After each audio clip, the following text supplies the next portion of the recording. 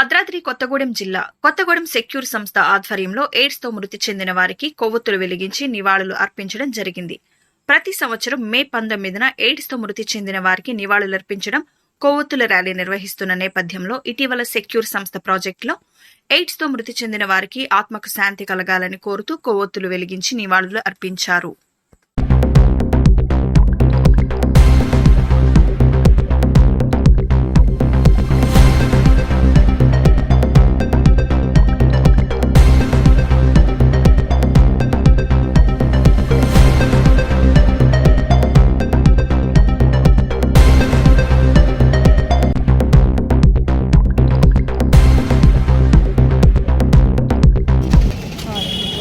హెచ్ఐవితో చనిపోయిన వాళ్ళకి ఈరోజు మే 19th వాళ్ళ యొక్క ఆత్మశాంతి కలగాలని 2 నిమిషాలు మౌనం పాటించి ఇట్లా candle day rally every year చేస్తాం మేము సెక్యూర్ ఎన్జిఓ తరఫున.